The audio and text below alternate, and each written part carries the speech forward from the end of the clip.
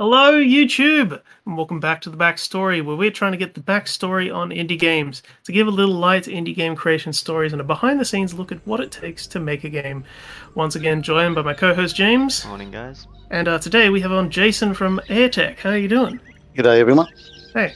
Now, today we are absolutely flexing our Australian heritage here with a game called Straya. All three of us are from Australia, so it's ought to be a right romp. Let's hit go. Here we are. Got all out back. So, as we've said, you're obviously Australian yourself. How much experience have you had in, outback Australia? Well, quite a lot, I guess. Really, I spent most of my younger life in North Queensland. I haven't really done much hunting, so to speak, but I've done a hell of a lot of fishing, crabbing, that type of thing. I've been on top of Ayers Rock. I've been on a trip around the country. I haven't been down to Victoria much. A couple of visits there, but yeah, I think I'm fairly in touch with the bushy type Bogan sort of culture. Yep, so anyone watching this from overseas, you can trust that this is a very accurate representation of what it's like to live in Australia. Very accurate. So you said before we started recording that you're not a programmer, so what drew you to making a game? You know, often making games is thought of as a city slicker pastime, so did you want to make games back from when you were young, and this is the result of it? Was Quite this a long change in career? It's quite a long story, to be honest, but I am a welder by trade. There's some things happening during those days. Look, I ended up seeing a friend playing Unreal on his PC. I was never a PC. I got into PC very late. And when I seen Unreal, well, that was the first time I bought a PC. And then I found the editor. And that sort of got me into modelling. I was originally using it for 3D modelling, really, because 3D modelling tools were quite rare back then. I sort of got hooked on the creative side of making games. I made quite a few Unreal single-player levels, some multiplayer levels, although I'm not very experienced. I haven't done a lot of multiplayer stuff. I ended up putting a lot of time and effort into it and ended up getting work in the games industry. And so that sort of got my foot in the door, and then I was able to seek work for a company in Adelaide, and then worked for a company in Brisbane. That's sort of what got me out of North Queensland and introduced me to the city life, as you say. And Was it difficult to make this car section? Or is it just an NPC driving? that whole hunt section was, over time, I was trying something like that because I didn't want to introduce vehicles as far as drivable goes, because it's quite painful with vehicle physics and things that can go wrong. So that on-rails type shooter mechanic was interesting, and it also gave me the opportunity to show players more of the environment without being at risk. But you did eventually add vehicles in. No, there's no vehicles that you can actually drive as far as four-wheel vehicles like cars. But you have, you can ride goats now, and I think you can ride helicopters. So was that a change in direction for you, or change in your abilities? No, it's just pretty much that those things are much more stable, much more predictable. A drivable vehicle like a car can do all sorts of things like roll over, and then the player ends up underneath the world and falling infinitely to their doom. So that was a conscious choice to leave driving vehicles like cars out of the game. It was a little bit too risky, I thought. One day I would like to put cars in, but what will probably come first is some kind of motorbike. Playing very scared here, James. Well, not that I've played the game before, but I do remember these rats being quite nasty if you got in the wrong spot with them. Did you go through any iterations of needing to make the wildlife more or less aggressive? Yes. After watching as many video streams and YouTube videos as I can, it became obvious to me that the difficulty was a little bit too high. That's something that can always affect game developers when you're playing your own game over and over and over again. You get pretty good at it. Yeah. So eventually I did introduce difficulty settings and tweaked the difficulty somewhat. The rat mission, I think, is a little bit of a surprise for some new players. Gotta show them the rope sometimes. Yeah, I think it's something like, I decided to not really worry about it too much. I guess it's an introduction and an effort to say that it's there is going to be some difficulty playing the game. It's not just a breeze. Yeah, so you work as a welder. This is just something you do in your part-time when you got a free moment. Is that right? I used to work as a welder. That was my trade many years ago. Okay. During the financial crash those many years ago and companies were starting to shut down, I ended up getting into work with companies using Autodesk Inventor. It's a modelling tool, but my background in drawings and engineering helped me with that. And I'm currently still doing that. I did take 2 years off work to get Australia to a point where I could release it. So I was working full time on it for 2 years or more. The game development thing is something that's just continually called me back to it. It's something I can't avoid. I have to do it. That's Yeah, sure. I understand that, yeah. How much fun was it adding in all of the little jokes? Like we saw one for Up There Gazelle and how that's a knife. I did quite a bit of research on, but in particular, the Aboriginal culture things that I've got in here as an inspiration. And again, I think it's helped a lot with me basically knowing Australia, having a background in Australia, having a background in that type of culture. A lot of the names are based on people that I've known, and just the experiences of the TV's not working. You get up on the roof and you wiggle the antenna until it does work, right? So it was just the. It's just Australian memes, really.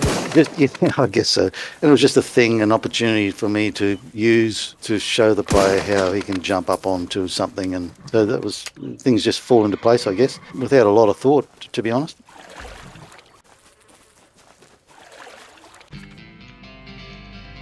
We can see that we've reached the point where James hasn't played before because he actually starts reading the instructions. Yeah. This fishing little side game has been quite painful. Quite a few players find it difficult to get the hang of, and I've had to change quite a bit on it. Could you give us an example of something you had to change? Originally it was more physics-based. Again, it was easy for me because I've played it so many times and I knew what I was doing, but some players have found it a little bit difficult to get the hang of. Possibly, maybe a lot of players have never used a handline and don't understand the concept of a handline. I don't know. But, I clearly have. I was tempted to totally remove the whole fishing thing, but I've left it in as something to do. I guess it is an opportunity to make some money. I've seen so many players play in so many different ways. Every player plays differently. Some people go slow, some people go fast, some people miss everything. I'll never blame players for getting frustrated, but again, some players don't bother to look at the instructions, I suppose, and then wonder why they can't do the thing. But sometimes that's a developer issue, sometimes not. Well, there's Ayers Rock. Oh yeah, maybe we'll go over there. Tried to replicate a couple of some Australian landmarks. The bridge back at Burke there is a actual bridge that's in Burke. There's another bridge at Algie Buckner that I've modelled off the actual bridge. Originally Ayers Rock, I have to admit, some players said it looked like a big bread loaf, but I updated it some time ago off satellite data. Oh, yeah. And tried to get it as close as I can without being too specific. So some people might think of the compass as a pretty necessary part of the game. Did you have things about where to position each mission in the chain, and perhaps have the compass earlier and something else, like the helicopter later on? There are some jobs I'd like to rearrange, but I don't want to do it I don't want to do it just now because players that are in the middle of playing the game will get affected by that. So I'm thinking of leaving that whole restructure to when the game goes V1. So there could be a reset of saves or something like that. I'm not entirely sure yet. It's quite a long way off. So currently I'll be adding jobs, and I've been adding jobs in some kind of manner to try and move the player from A to B to see different parts of the world and hopefully come across some things that they might not normally come across.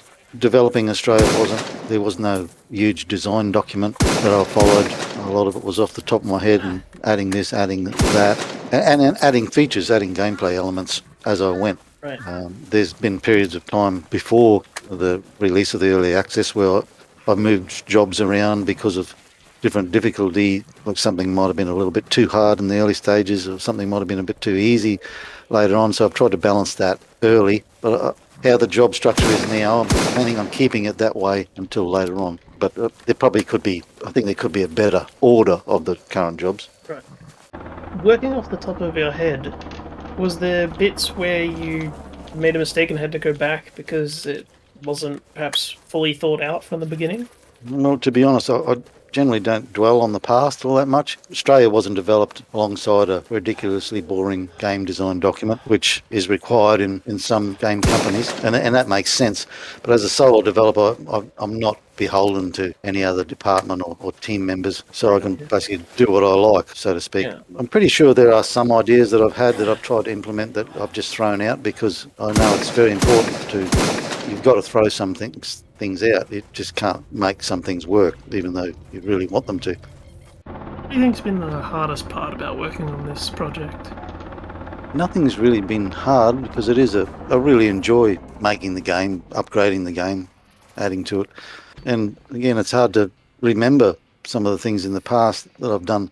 Most recently, it was a little bit tricky to get the ability to ride on animals, catch and ride some animals. I had to change some things which ended up breaking the game in the last 2 updates. I suppose the hardest thing is making changes and things go wrong because I just don't have the resources to be able to test the whole game, which is, again, watching people play, streamers, etc., is very, very valuable to improving the game and me finding out if I did stuff up somewhere. I had a good response in the last update, and then people start streaming it, and a couple of streamers that I've watched recently, they love it. I do see when Australian people play it, they really get into the feel of it because that's how it's always been. The point of difference is the Australian theme, the Australian feel. How much longer do you see yourself working on this game? I don't actually think there's an end. I think I'll be working on it, improving on it whenever I can for a long, long time. It's a passion project, I guess you might say. Something I'm thinking about, but yeah, I don't intend to stop developing the game. I want to keep adding. There are plans. There is a storyline which I haven't released. There's plenty of jobs to be done yet. There's a twist in the storyline which some of the later jobs lead to, as far as something weird's going on. So yeah, I do. It's my hobby. It used to be a full-time occupation, as far as I needed to get to a certain point. Unfortunately, I do have to earn some money. I mean, I've never expected Australia to make me $1 million or anything like that. So we are going to wrap it up here. Thank you again for coming on. I hope you had a good time, Jason. Yeah, it was great. Thanks a lot for playing Australia and let me have a chat. Yeah, no problem. Now, down below the video, you will see links to support the game and to play it for yourself if you're interested. If you would like your game to be on the show, we have a Google form below. Finally, if you like the channel, subs, likes, and comments are always appreciated. And we also have a Discord group for you. Until then, we'll catch you in the next episode. See you later. Well, you can stay, just the